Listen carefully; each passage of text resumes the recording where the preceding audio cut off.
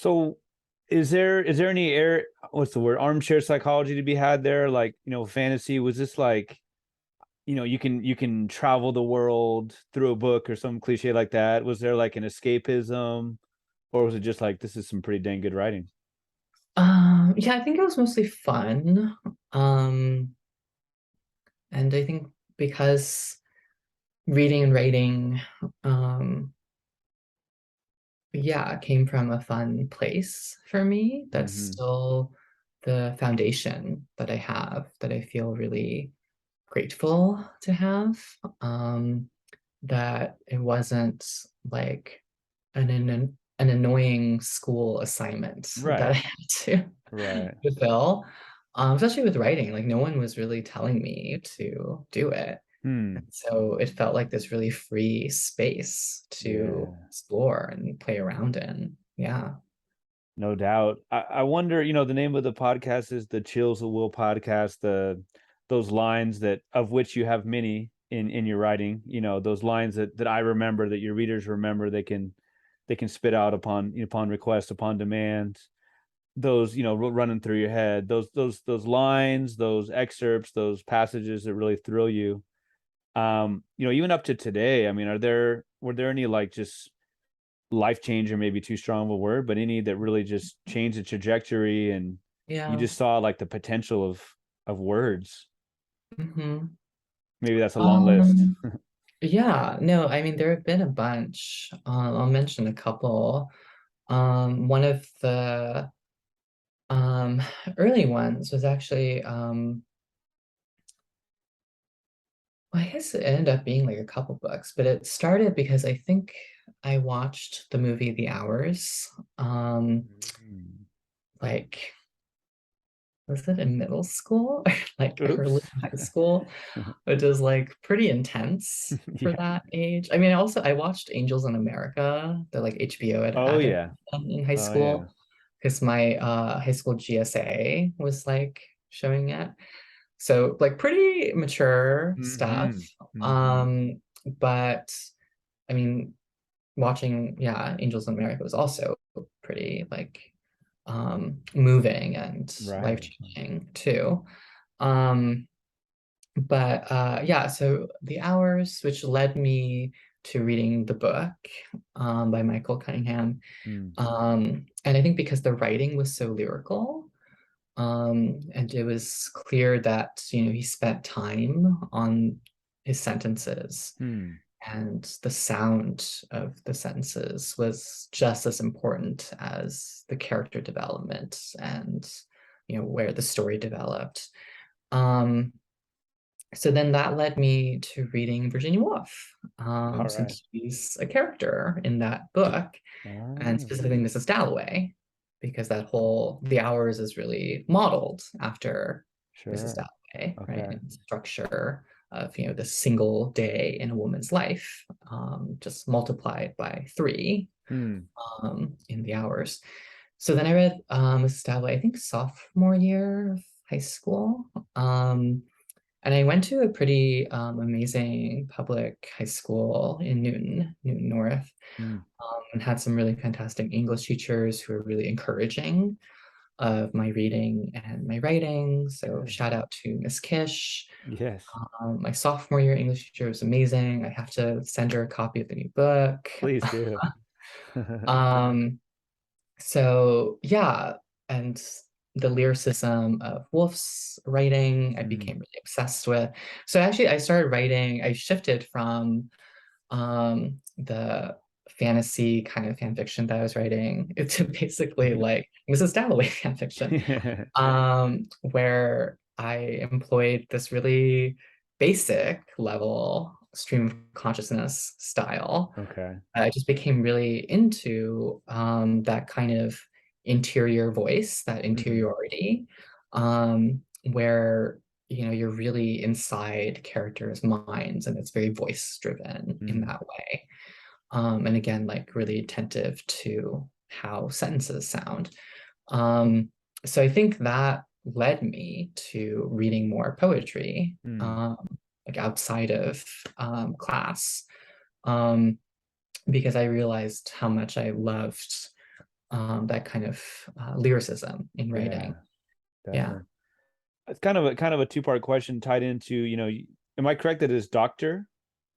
it is. Yes, yes, Which I right. like never go by, but yeah. But you should.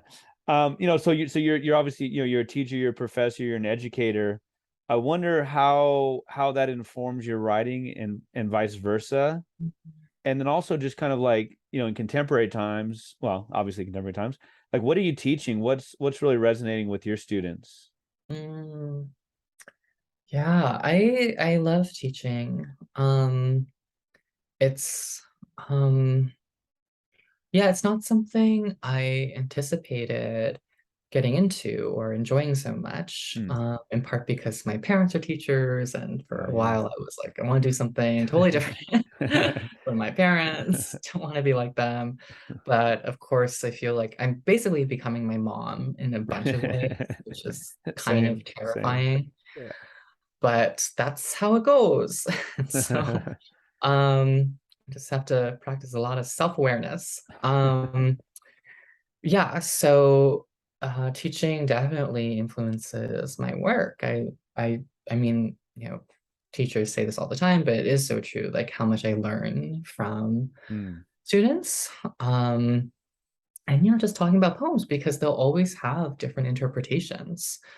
And I also realize like, yeah, I don't want or need them to have the same interpretation that I do. Hmm. Hmm. Like it's more important that they just um well, one, that they enjoy reading poems. Like I First and want that to foremost, yeah. be a fun and rewarding experience and not a chore. I want it to matter to them in their everyday lives. So that's really important to me. Um, and yeah, I'm always like surprised by what they bring to those Hmm. discussions. So yeah, I love teaching a range of work, especially in undergrad. I love teaching very different kinds of books, very different kinds of poems. So, something like super narrative, and I think super accessible, although I think a lot of things can be made accessible, Right. depending on how you talk about it and what tools and resources you give to Hmm. students. But yeah, someone like, so Marie Howe, I love teaching What the Living Do. Hmm. Um, and just the way like she uses dialogue in those poems, I think has been great for students to learn from. Also, in the past couple of years, I've been teaching this great chapbook by Rick Barrett. He's one of my favorite contemporary poets. Sorry, that's spelled like, is that Barot? Yes. Okay. Um, yeah, his chapbook during the pandemic, which actually I think it's out of print, but he Hmm. put the whole thing on Instagram, so Oh you might wow. search for it. Okay. So I basically pulled it from Instagram to use in teaching. And it's 30 poems. They're all prose poems, and each of them starts with the phrase during the pandemic. Hmm. And it focuses on just like kind of everyday, quotidian Oh wow. matters. Like there's this great bit where the speaker is just like dusting a houseplant and Yeah. thinking about something that he read. And it's just so, it just captures so well the kind of minutia and like slowness Hmm. of Yeah. being at home all the time and trying to keep yourself busy, keep your mind occupied, trying not to freak out about what's going on. Hmm. Um, but obviously thinking all the time about what's going on at the same Yeah. time. Yes. You can't help it. So I love in that chapbook the tension, right, between like trying to be present and Hmm. trying to um, go about your everyday life, while also processing such a huge, global emergency. Hmm. Um, so yeah, I think that chapbook has been great to Oh, teach, cool. obviously because it's super relevant, Sure.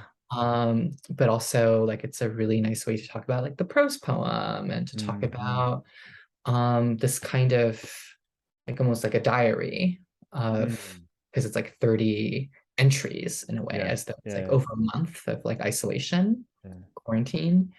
So it's fun to talk about that structure for the collection Hmm. too. Um, so yeah, but yeah, there have been a bunch of books that it's just been great to introduce students to. Very cool. Have you ever taught any of your own work? I usually don't, um, just because I feel like I'm not like I'm biased, obviously, and also I don't know if I am like the most insightful person about my own work Okay. because of like some of that lack of distance from Hmm. it. Yeah, that's interesting. Um, and also like I would just feel sad if like students didn't like it. Like I still get sad if they don't like something that Yes, I yes. really love Uh-huh. to read, Uh, but I'm less, a different level of personally sadness. hurt by it. Yeah. Yeah. Yeah. Well, obviously, So, objectively speaking, there's no subjectivity. Objectively speaking, you're a extremely talented poet, so thank they you. would love it. I wonder then about like I mean, did you get right into higher ed? Like, did you have, that classic like life experience or a job or you went, snow crabbing in Alaska or you went, biking across the country? I You, should have. you should You know have. what? Not I too should late, have. Maybe I'll do that you like know? now. That's what I mean, right? Because I'm not teaching full time. So maybe now's the time in my 30s because yeah, I just went from school to school to Hmm. school. And um yeah, which I really don't recommend doing. I mean, So you have a very distinct voice in your work. You talked earlier about like, everything is fair game for writing about, right? You write a lot about Buffy, yes. Buffy the Vampire Slayer. What was the sequel or what was the like spin-off of that? Was it Angel? Angel. I was a Yeah. big fan of both of those Mhm. shows, Me right? too. And so you, I think it was actually in one of the poems. I don't know if it was an introduction. You write about how there's like a mix of tone. I'm sorry, maybe it's like an interview, a mix of Mhm. tones and Yeah. humor and genres that come from that, right? Hmm. So like, and it seems like Summer, the poem Summer, talking about the latest collection was subtitled After Sarah Gambito, Hmm. and items may have shifted. I appreciate it. So, and I actually I think on Twitter I was in conversation with Muriel Loan, Hmm. right? Who she was mentioned by, it's all running together. I think Gustavo Barahona is a Hmm. poet from the Midwest, California based originally, and he gives so much props to her, and same to you. Items may have shifted is kind of a uh, seems an homage to Jennifer Yeah. S. Chang, who you referenced earlier. The School of Yeah. Your Book slash it's a letter to Jennifer S. Chang. How do I guess just like the poetry community, the writing community, Justin Chin was mentioned twice as you wrote about. Unfortunately, Yeah. you didn't get to meet him, but how does just like the Yeah. poetry community, the literary community, how does that energize you, inspire Hmm. you? Yeah. Well, I think a lot about the poet Mary Ruefle is one of my favorites. Also, she has talked about, I think, in various places, like in an essay and also in interviews, about how like she became a writer because she wanted to like write to Hmm.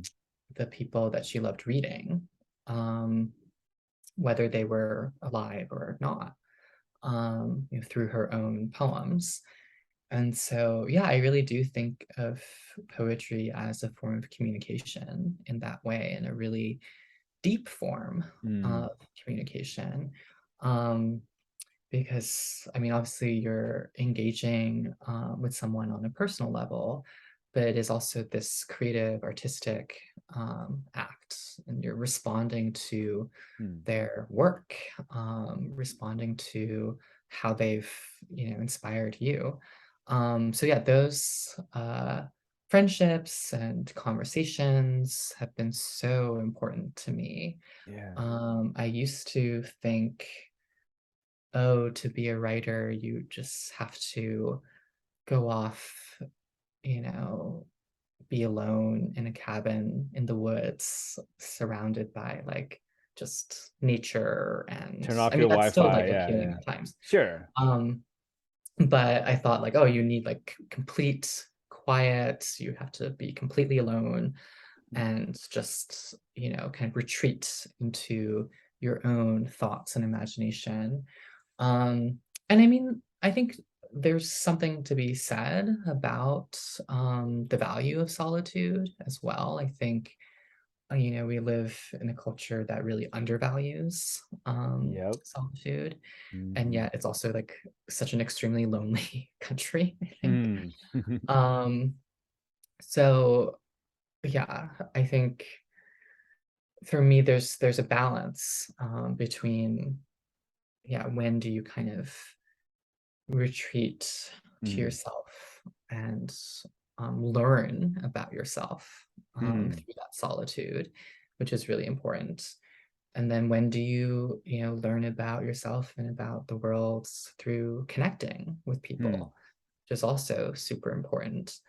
And so, especially, yeah, in this new book, I wanted to be really explicit about my gratitude It comes through. toward Hmm. friends and also people that I never met, but whose work means a lot to me, like Banu Kapil as Oh well, yeah.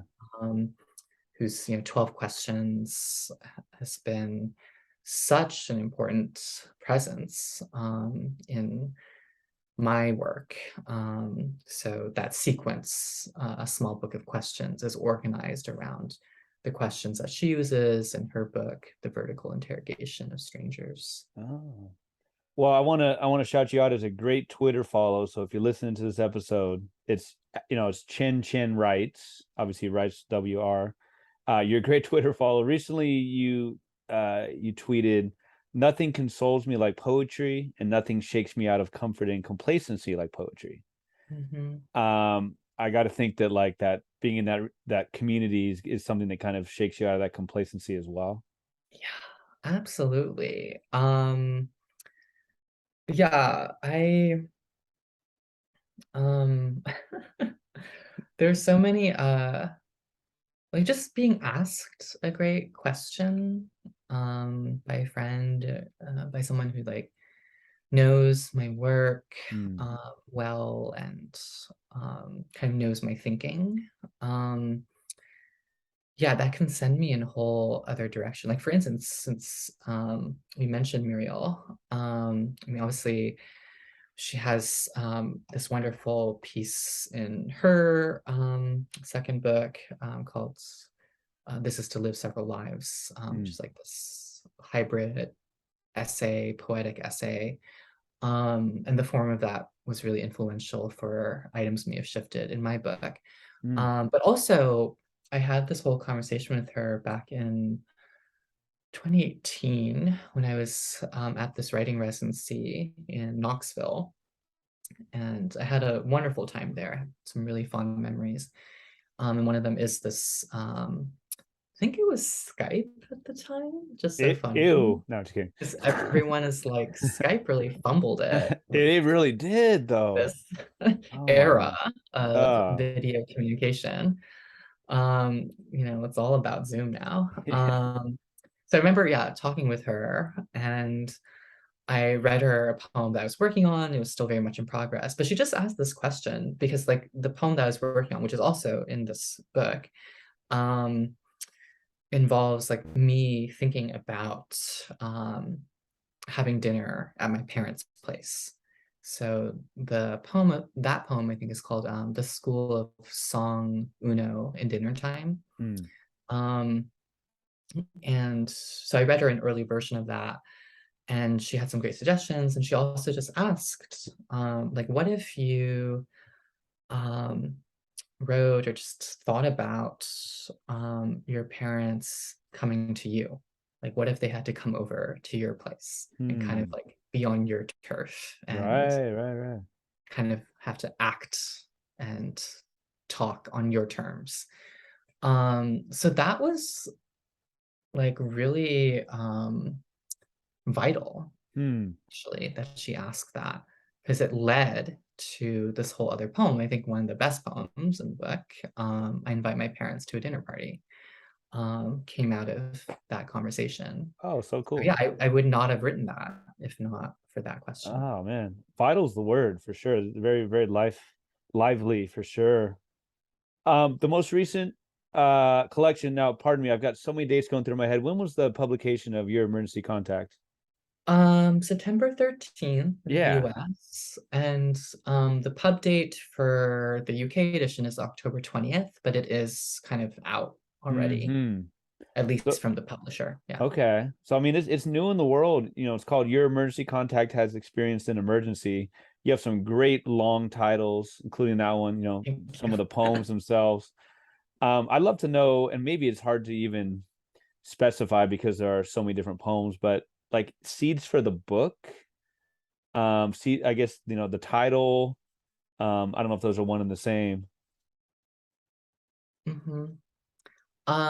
You know, do you mean like what led to the book? Yeah. Yeah. Um, I guess that's probably different than asking like a novelist, you know. yeah, I mean, I can say that a lot of it, because many of the poems are set in West Texas, in Lubbock, where I Hmm. was living for a couple years, and I was doing my doctoral coursework at Texas Tech. So many of the poems came out of that experience. Hmm. Um, and that was actually part of what made it hard to return to and revise after I finished that program, because it was quite a difficult place to live for many reasons. Um, one of them being how conservative it was. And as a queer Asian American person, it's just a lot Yeah. to navigate Yeah. and kind of deal with, especially because I lived there also through the 2016 election. And so Trump becoming president, Hmm. all that happened while I was living in a very conservative city. Hmm. Um, and so it was just kind of hard knowing that there was like a large population there that voted Hmm. for him. Um, and so, yeah, returning to some of these poems, I was like, I just don't want to return to like this place, like the physical place, but also the place that holds in my memory and Hmm. imagination, kind of the emotional headspace of it. Um, and so it was after I graduated, end of 2018, I just let myself write a whole bunch of other things. And so then eventually I was able to return to the manuscript in a different way because I had all these other poems. And then I could see the Lubbock poems in a different light. Yeah. Hmm. That makes sense. You know, you referenced like Trump. I believe it's the first poem in the collection is The School of Mornings and Letters. It's a little later. There's so many A little poems. later. Sorry. Yeah, yeah, yeah. It's early on. Yeah. Right, right. And it, you know, it's the grackles. I was so interested in the grackles as like a Yeah. motif. The grackles memorizing the long blue sky. I don't know if that's the exact line, but you know, so Yeah. Yeah. poetic, obviously. The quote sentence on the day after Trump, you know, was endorsed by the KKK. Yeah. Um, the grackles. What are they raven-like birds? What's their kind of Yeah, they're symbolism? like these black, yeah, they kind of look like ravens. Mm-hmm. Like I think around the same size, but they have like this distinctive tail shape. They're also just really loud. Hmm. It's like Okay, the right, right, main right. thing that stood out to me. Yeah. And because they're all over campus. So I would walk um, from our apartment at that time to Texas Tech, and I knew I was like getting closer to campus as soon as I Hmm. heard them. And they would just, as they say in the poem, like congregate above certain buildings. They loved the English building. They loved shitting all over the building. So there would constantly be like cleaning crews Oh, jeez. dealing with all of the bird shit. Um, so yeah, there was such a presence. You just could not Yeah. ignore it, like visually and yeah, sonically. Huh. Because they would just kind of like darken the sky a Yeah. bit when there were a lot of them, and then they would just have this really loud shriek. I just felt like of course they would show up in poems. Yeah, yeah. There's there are obviously through lines and themes throughout the poem. One poem is called The School of Fury. Yeah. That's it's about, I say your, whether it's the poet as speaker, you can, It's me. Yeah, it okay, is me. okay, okay, plausible deniability, whatever. But the about the dad or your dad picking you up at the wrong house. Yeah. And I was just so struck by these ideas of fury, right? That he was not in the wrong, No. but he, I assume, as defensive, Mm-hmm. maybe being an immigrant, maybe language issues. He was Yeah. mad at you, like, come on, like, Mm-hmm. right? I mean, the police were called on him, like, Yeah. Mm-hmm. and I just just ideas of fury. Nima Avashia wrote this great book recently, about growing up as Indian American queer Mm-hmm. in Appalachia, right? And she has a line about just like people she knew very well back in those days, and now she just sees them, they're or excuse me, Trump this and anchor babies that, and just hateful Mm-hmm. vitriol, right? Yeah. She just talks about like the burden always being on her, the Mm-hmm. burden always being on people, like, why not the burden on this Right. old white man who's ranting and raving about all this stuff, right? Mm-hmm. And so I was thinking of like your father and the burden being on him, Yeah. just being, being nervous Mm-hmm. and being and all that. Yeah. I wonder where you would say the fury comes in there. Is that a fury that Mm-hmm. you wanted to, like, you wanted him to like be pissed off and yell at the police and, being, say, I'm in the right? Like, where did that fury Yeah. come in? I think, yeah, the poem ultimately shows, I think, how um powerless we both were in that Mm, moment, but kind of turned our anger over that powerlessness on each other, okay. rather than, yeah, directing it to the police or to the neighbors who call the police on him. Um, because yeah, we couldn't direct our anger in that way at that moment. And so, yeah, I think it's actually quite a sad ending Mm, because of that. Um, where, and also like at that age, I think I lacked a certain awareness too about um, race and coming from an immigrant family and how the police saw us, continue to see us mm, um, as less than. Um, and so I didn't know how to deal with that situation at that mm, time. I was just, the main emotion I think was this irritation mm, that like I had tried to like have this night with mm, these friends, and I make a point of saying that they're white friends because um, they're kind of outside of the experience that right, my father and I had. right. Um, and so there's that tension, right, between like wanting to belong, wanting to fit in Mm, this group of friends, um, and I think it's also kind of funny in a way that we're watching The West Wing, which is obviously mm, all about, politics, sure. and like is kind of a progressive show in some ways, Mm, um, like also for its time, but mm, um, but that's also kind of removed from like the everyday politics sure. of the situation, right, of being an immigrant family. Um, so yeah, I wanted all that to come in, and I think yeah, the fury ultimately is misdirected. Mm. Um, but there are kind of hints of it earlier in the poem, Hmm.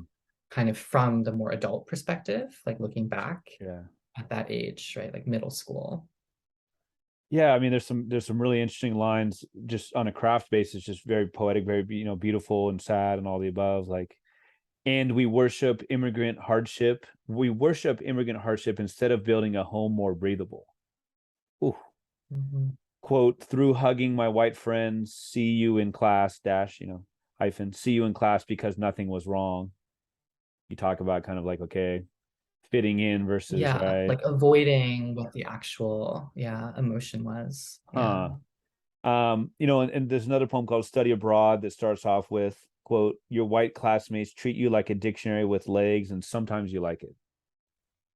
Does Mhm. that really sum up a lot of your middle school, Yeah, high school these days? really, yeah, these really tricky mixed emotions, I think, of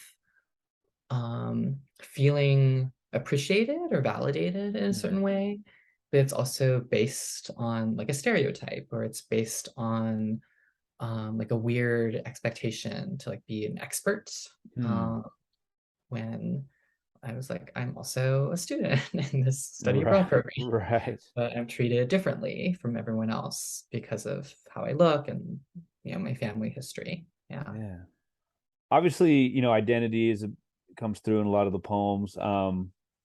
I don't. This may not be the whole title even though the title of the poem is, quote, after my white friend says cool upon hearing me speak Chinese. No, it's not even, right. It's on the phone It's a with my very long parents. title. I take another sip, right. It's Yeah. 6 7 lines, and I have really small font Yeah. here. um and that poem is mostly in Mandarin, Yes. like the huge, like only a few words that are in English there. Mhm. um Yeah. I taken it. So the whole title is, after my white friend says cool upon hearing me speak Chinese on the phone with my parents, I take another sip of my strawberry banana smoothie. Those are the best, by the way. And contemplate coolness and Chineseness. I wonder if my love of long titles stems from the long titles of classical Chinese poets and is therefore part of an inherently cool Chineseness I have inherited and carry even to the smoothie shop. And then I recall a longish stream of not so cool things my parents have said about white people. Do you have that title memorized? I don't. I don't blame you. I don't blame you. Yeah.